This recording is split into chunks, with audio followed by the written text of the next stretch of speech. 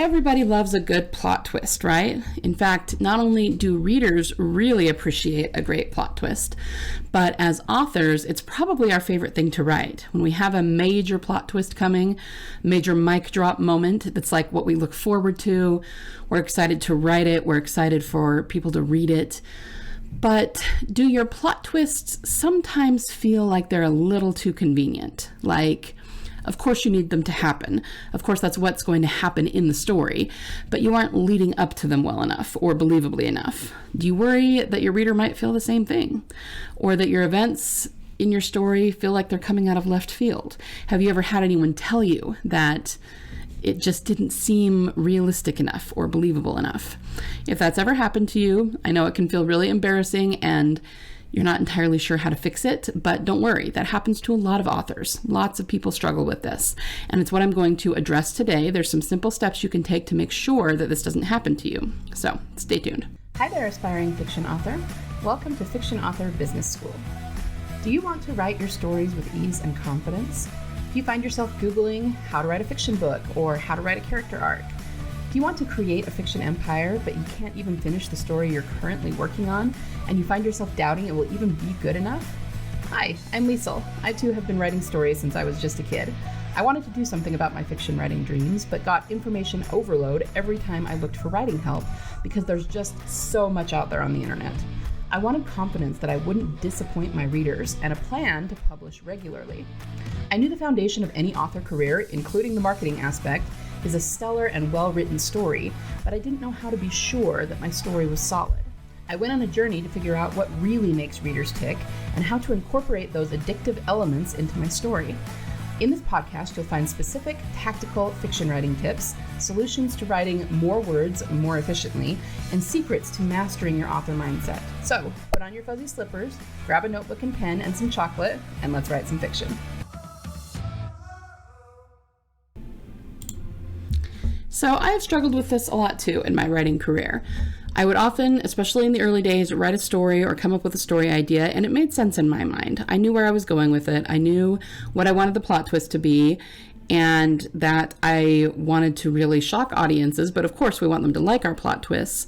But then I would be told that it just wasn't really working, right? In fact, there was a time that I wrote a particular short story in college, and this is exactly what happened. I wanted there to be kind of a twist at the end, and I did want it to be kind of a sudden transformation for the character, which is fine, but there's a difference between it being a sudden transformation for the character and it being a sudden plot twist for the audience, okay? Those are two different things.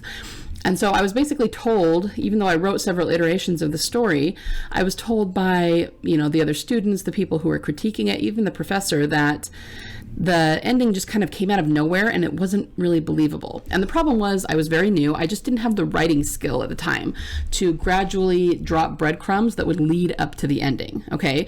It's a very common thing to not know how to do this and to have your, plot twists or your endings feel forced or unrealistic because of it. So this is something that we need to recognize as authors and guard against. Having a plot twist come out of a clear blue sky just because it's what you imagined or just because you want to shock your readers, it's just not the best way to go about things. Why? Because it doesn't awaken the correct type or amount of emotion in your readers, okay? So think about it this way.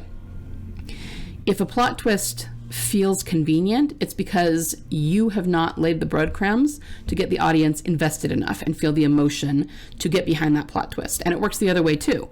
If you have not taken the time to get the audience invested and feel emotion toward what's going to happen, then the plot twist is always going to feel convenient. It's always going to feel forced and unrealistic. And I hear you. I get it. I mean, this is what you want to have happen in your story. This is what you imagined, and you know it's the right thing. Okay, great. Then that's what you got to do. But let me ask you this. In the best stories you've ever read, in your favorite books or movies, do the plot twists and the twists and turns in general, do they feel convenient? Do they feel forced? Do they feel unrealistic? Of course not. If that were the case, you wouldn't like them. They wouldn't be your favorite books, right? Rather, in the best stories, those plot twists feel inevitable. They feel like destiny, like this was always going to happen. Like from the instant the story began, the character could not have escaped this plot twist, right? And that's what we want our stories to feel like. Now, of course, because we're talking about plot twists, maybe the audience doesn't entirely see it coming. Maybe they shouldn't. But that doesn't change the fact that when it happens, they go, oh, that makes total sense that just happened. Maybe it sucks. Maybe it just totally threw a wrench in what was happening. But that's exactly what's going to draw them in further to the story. It's going to grip them tighter. And now they have to know how the character is going to handle this, right? So let's go over a couple of examples I thought of some plot twists. One of them is actually an ending, and the other is not. The first one is from one of my favorite films called Legends of the Fall. Now, before I go on and tell you what it is, I'm going to actually be talking about Legends of the Fall more next week. Legends of the Fall does really excellent character transformation arcs. It really excels at those. So I'm going to be talking about that in more detail in the next episode. So if you want to know what I'm talking about in detail and you haven't seen Legends of the Fall, you can go watch it. It's on Netflix right now, and you can find it on Amazon Prime as well. It does carry an R rating, so I'll warn you about that, but it's from the 90s, so it's a relatively tame R rating. I wouldn't necessarily set your little kids in front of it, but it's just not super over the top. It's actually a really, really good film, okay? So the one that I was thinking about, though, in terms of plot twists feeling inevitable, is actually kind of a subplot that's outside the main narrative. So you have the main story going on with Tristan and his family, but outside of that is almost like a footnote to the main story. There is a subplot that has to do with Tristan and a grizzly bear. Yes, it is an actual grizzly bear because the story is set in the early 20th century, and so they actually live out in the wilderness in a cabin, and there actually are wild animals out there. Now, this interaction between Tristan and this bear, it's almost used as a framework around the larger story, okay? Because it starts with him and the bear. It does end with him and the bear, and in between, I mean, this is a story that spans many years of his life, and every few years we seem to check in with the bear, right? So it kind of becomes a framework, and that's a really good way to do things, because then we see the bear throughout the story. We see this little storyline, and maybe we don't know where it's going, and it feels like just kind of an afterthought, but it's there. The breadcrumbs are there, okay? So I'm going to give you a little bit of spoilers for the end of this, but this movie's 20 years old now, right? Tristan and the bear are lifelong rivals. They are lifelong enemies in a lot of ways, but they also do have this kind of interesting respect for one another. There are several times when Tristan has the opportunity to kill this bear without getting his hands too dirty, and for some reason, he just can't bring himself to do it, okay? At the very end, after the main story has wrapped up, we see him as an elderly man out in the wilderness, right? And the bear gets him, basically. That's how he dies, is the bear mauls him. And yeah, I mean, because this is a story that is set in this time and place, sure, people who lived there did die from wild animal attacks, so it might not have seemed too convenient anyway, but it wouldn't have had the emotional impact that they give it in the film if it was just, oh yeah, and by the way, he died from a bear attack. No, this was the bear that he had been seeing and interacting with since he was a young man, and it just felt inevitable. It felt like destiny, and that was always the way he was going to go out. You know, it's I could cite other things that they talk about in the film about how even though he was the reckless sort, he was also one who was never going to die young. You know, people around him died young, but not him. You know, and so they kind of laid a lot of breadcrumbs for it.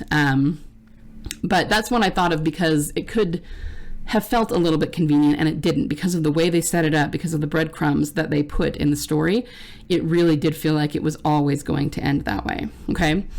Another one we can look at, and that I've used, I think, as an example before, is at the end of Star Wars, New Hope. There's a moment when Luke is about to be blown up by Darth Vader, and Han Solo swoops in his ship and saves the day, kind of flicks Darth Vader's ship out into space, right? Now, maybe this example seems a little obvious. It was never going to feel too convenient because Han is a big part of the story. He's a major character in that story. But they specifically set it up by having a scene right before Luke gets into the ship where he begs Han to help them, and Han won't do it. He says no. So they managed to really kill a lot of birds with one stone here, okay? Because it's a redemption arc for Han. It's something they set up and then paid off. It's a little bit of a transformation for Han. But if they hadn't set it up that well, if Han had even just left before that on his own, you know, to go do something else and then showed up, it just would have felt too convenient. Like, oh, of course he was suddenly there, you know, it would have felt like Deus Ex Machina. And it definitely wasn't that. They set it up really, really well, so it just made sense that he showed up when he did because Luke asked him to. So that's what I'm talking about. It doesn't feel like a huge deal, and really you shouldn't have to do a ton of work to make these plot twists feel inevitable. It's just little things here and there, dropping a crumb here, having a line of dialogue there, you know, half of a scene somewhere else, and that's all you really got to do, and then they will feel very inevitable and not convenient in a bad way. So let's be more specific though. You're saying, okay, but how do I do that? How do I create this feeling of destiny in my plot twists and keep them from feeling inevitable in a negative way? Take out a pen and paper because I'm going to give you some tips on how to do this.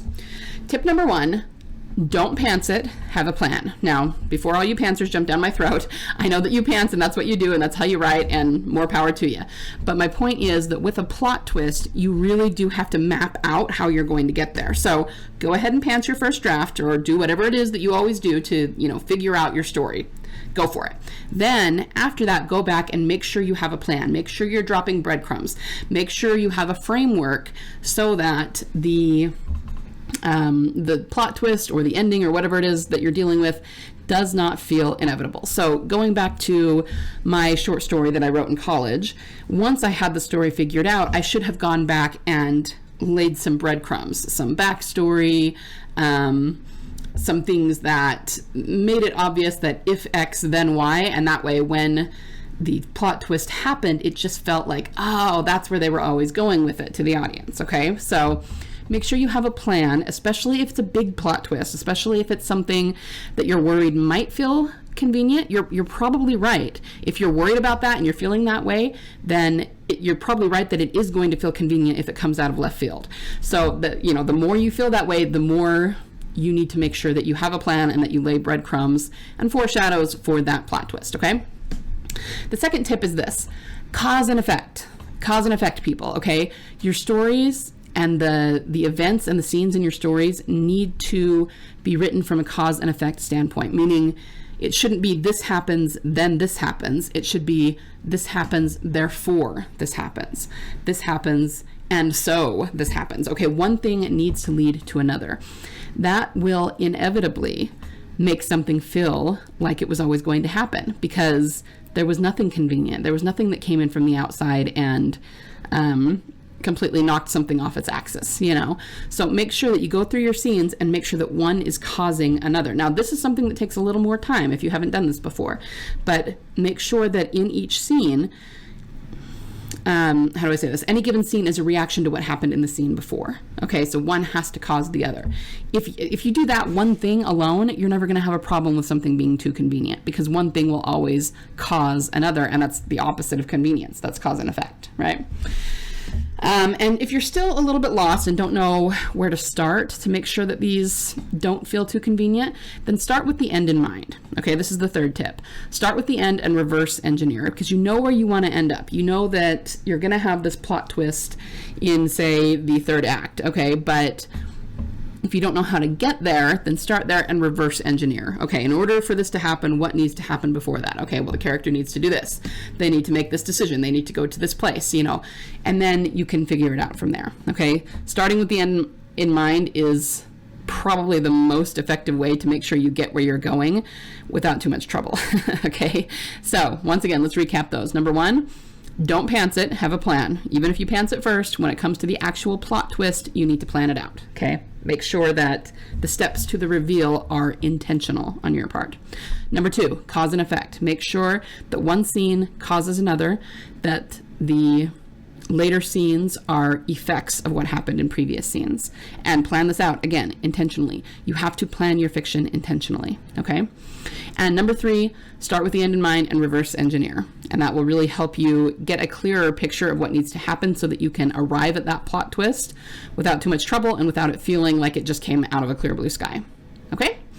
So that's pretty much what I have for you today. Make sure you're planning these things. Make sure your plot twists feel like destiny and not like something that was just way too convenient.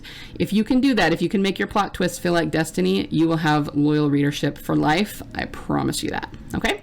So everyone have a wonderful week of writing. Go find your work in progress and figure out how you can make those plot twists feel a little more like fate, and have tons of fun doing it, because, that's the fun part. And everybody just have a wonderful week of writing. Okay? I will see you next week. Same time, same place. Bye. Thanks so much for listening today. Before you go, would you be willing to do me a solid? If you found any value at all in this episode today, would you be willing to share it with other authors just like you, in the hopes that they might find some value in it as well? Happy story crafting this week. Remember, only you can bring the world the unique story that you are trying to tell. Only you can succeed in your own unique way in getting it out of your mind and your heart and into a medium where it can reach thousands, if not millions, of salivating readers. You don't have to worry about failure, because there is always a market for awesome.